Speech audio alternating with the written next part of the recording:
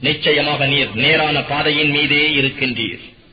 நிச்சயமாக இது உமக்கும் சமூகத்தாருக்கும் கீர்த்தி அளிக்கும் உபதேசமாக இருக்கிறது. இதை பின்பற்றியது பற்றி நீங்கள் விசாரிக்கப்படுவீர்கள். நம்முடைய தூதர்களில் உமக்கு முன்னே நாம் அனுப்பியவர்களை அர்-ரஹ்மானை அன்றி வணங்கப்படுவதற்காக வேறு தெய்வங்களை நாம் ஏற்படுத்தினோமா என்று நீர் கேட்பீராக. மூசாவை நம்முடைய அத்தாட்சிகளுடன் ஃபிர்அவுனிடமும் அவனுடைய தலைவர்களிடமும் திட்டமாக நாம் அனுப்பி வைத்தோம். அவர் அவர்களை நோக்கி, நிச்சயமாக நான் அகிலங்களின் இறைவனால் அனுப்பப்பட்ட தூதன் ஆவேன் என்று கூறினார். ஆனால் அவர்களிடம் நம்முடைய அத்தாட்சிகளை அவர் கொண்டு வந்தபோது அவர்கள் அவற்றைக் கொண்டு பரிகசித்து சிரித்தனர். ஆனால் நாம் அவர்களுக்கு காட்டிய ஒவ்வொரு அத்தாட்சியும் அடுத்ததை விட மிகவும் பெரியதாகவே இருந்தது. எனினும் அவர்கள் பாவத்திலிருந்து மீள்வதற்காக நாம் அவர்களை இலேசான வேதனையை கொண்டே பிடித்தோம். மேலும் அவர்கள், சூன்யக்காரரே, இறைவன் உம்மிடம் அறுதிமானம் செய்திருப்பதால் நீர் எங்களுக்காக உம்முடைய ரப்பை அழைத்து பிரார்த்தனை செய்யும், நிச்சயமாக நாங்கள் நேர்வழியை பெற்றுவிடுவோம் என்று கூறினார்கள்.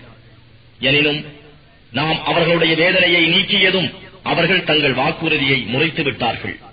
மேலும் ஃபிர்அவுன் தன் சமூகத்தாரிடம் பறைசாற்றினான், என்னுடைய சமூகத்தவரே, இந்த மிஸ்ர் எகிப்தின் அரசாங்கம் என்னுடையதல்லவா? என் மாளிகை அடியில் ஓடிக்கொண்டிருக்கும் நீல நதியின் இக்கால்வாய்களும் என் ஆட்சிக்கு உட்பட்டவை என்பதை பார்க்கவில்லையா? அல்லது இழிவானவரும் தெளிவாக பேச இயலாதவருமாகிய இவரை விட நான் மேலானவன் இல்லையா? என்னை விட இவர் மேலாயிருப்பின் ஏன் இவருக்கு பொன்னாலாகிய கங்கணங்கள் அணிவிக்கப்படவில்லை? அல்லது அவருடன் மலக்குகள் கூட்டமாக வரவேண்டாமா? இவ்வாறாக அவன் தன் சமூகத்தாரை அவர்களுடைய அறிவை இலேசாக மதித்தான். அவனுக்கு அவர்களும் கீழ்ப்படிந்து விட்டார்கள். நிச்சயமாக அவர்கள் வரம்பை மீறிய சமூகத்தாராகவும் ஆகிவிட்டார்கள். பின்னர் அவர்கள் நம்மை கோபப்படுத்திய போது நாம் அவர்களிடம் பழி தீர்த்தோம். அன்றியும் அவர்கள் யாவரையும் மூழ்கடித்தோம். இன்னும் நாம் அவர்களை அழிந்து போன முந்தியவர்களாகவும் பின் வருவோருக்கு உதாரணமாகவும் ஆக்கினோம். இன்னும் மரியமுடைய மகனை உதாரணமாக கூறப்பட்ட போது உம்முடைய சமூகத்தார் பரிகசித்து ஆர்ப்பரித்தார்கள். மேலும் எங்கள் தெய்வங்கள் மேலா அல்லது அவர் மேலா என்றும் அவர்கள் கேட்கிறார்கள். அவரை வீண் தர்க்கத்திற்காகவே உம்மிடம் உதாரணமாக எடுத்துக் கொள்கிறார்கள். ஆகவே அவர்கள் விதண்டாவாதம் செய்யும் சமூகத்தாரே ஆவர். அவர் ஈசா நம்முடைய அடியாரே அன்றி வேறில்லை. அவருக்கு நாம் அருட்கொடையை சொரிந்து இஸ்ராயேலின் சந்ததியாருக்கு அவரை நல் உதாரணமாக ஆக்கினோம். நாம் விரும்புவோமாயின் உங்களிடையே பூமியில் நாம் மலக்குகளை ஏற்படுத்தி அவர்களை நம் பிரதிநிதிகளாக ஆக்கியிருப்போம். நிச்சயமாக அவர் ஈசா இறுதி காலத்திற்குரிய அத்தாட்சியாவர். ஆகவே நிச்சயமாக நீங்கள் இதில் சந்தேகப்பட வேண்டாம்.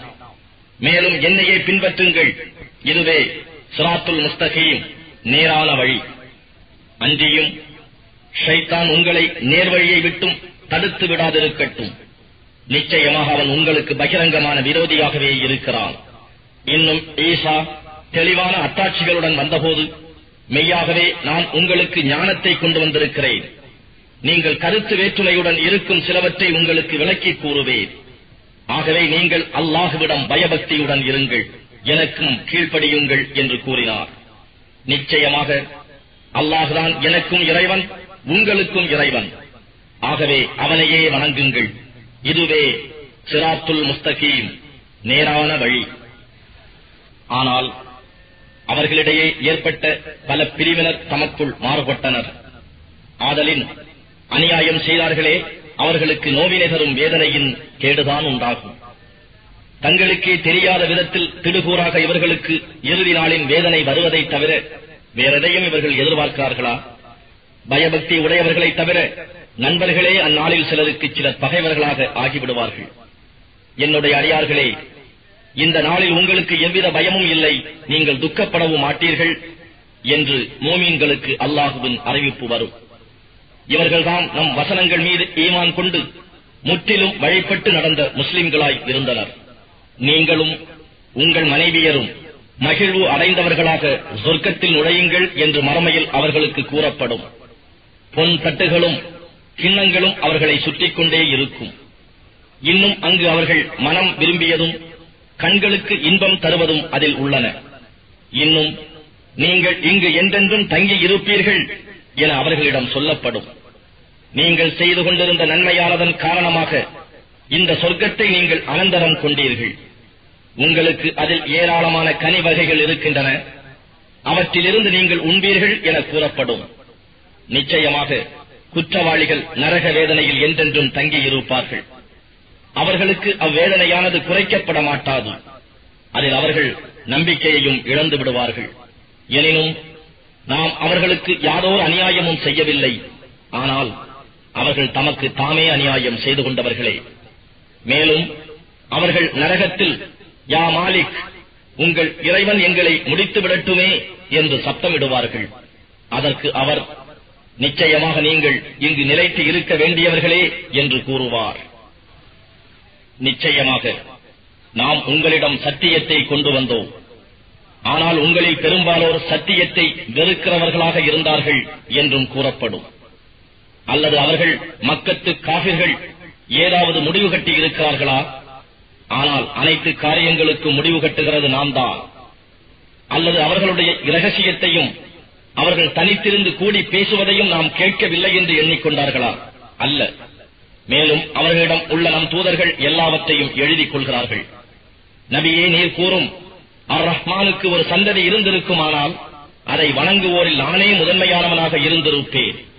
வானங்களுக்கும் பூமிக்கும் ரப்பானவன், அரசுக்கு ரப்பானவன். அத்தகைய இறைவன், அவனுக்கு சந்ததி உண்டென்று அவர்கள் வர்ணிப்பதை விட்டும் மகா பரிசுத்தமானவன். ஆகையால் அவர்களுக்கு வாக்களிக்கப்பட்ட அவர்களுடைய வேதனையின் நாளை அவர்கள் சந்திக்கும் வரை அவர்களை வீண்வாதத்தில் மூழ்கி இருக்கவும் விளையாட்டில் கழிக்கவும் நபியே நீர் விட்டுவிடும். அன்றியும் அவனே வானத்தின் நாயனும் பூமியின் நாயனும் ஆவான். மேலும் அவனே ஞானமிக்கோன், யாவற்றையும் நன்கறிந்தவன். அவன் பெரும்பாக்கியம் உடையவன். வானங்கள், பூமி இவை இரண்டுக்கும் இடையே உள்ளவை ஆகியவற்றின் ஆட்சி அவனுக்கு உடையதே. அவனிடம்தான் இறுதி வேலைக்குரிய ஞானமும் இருக்கிறது. மேலும் அவனிடமே நீங்கள் மீட்கப்படுவீர்கள். அன்றியும் அல்லாஹ்வை அன்றி அவர்கள் எவற்றை தெய்வங்களாக அழைக்கிறார்களோ அவை அவனிடம் அவர்களுக்கு பரிந்து பேச அதிகாரம் உள்ளவை அல்ல. ஆனால் எவர்கள் சத்தியத்தை அறிந்து ஏற்றவர்களாக அதற்கு சாட்சியம் கூறுகிறார்களோ அவர்கள் இறை அனுமதி கொண்டு பரிந்து பேசுவர். மேலும் அவர்களிடம் யார் அவர்களை படைத்தது என்று நீர் கேட்டால் அல்லாஹ் என்றே அவர்கள் நிச்சயமாக கூறுவார்கள். அவ்வாறு இருக்கும் போது அவனை விட்டு அவர்கள் எங்கு திருப்பப்படுகிறார்கள்? என் ரப்பே, நிச்சயமாக இவர்கள் நம்பிக்கை கொள்ளா சமூகத்தாராக இவர்கள் இருக்கிறார்கள் என்று நபி கூறுவதையும் இறைவன் அறிகிறார். ஆகவே நீர் அவர்களை புறக்கணித்து சலாமுன் என்று கூறிவிடும். உண்மையை பின்னர் அவர்கள் அறிந்து கொள்வார்கள்.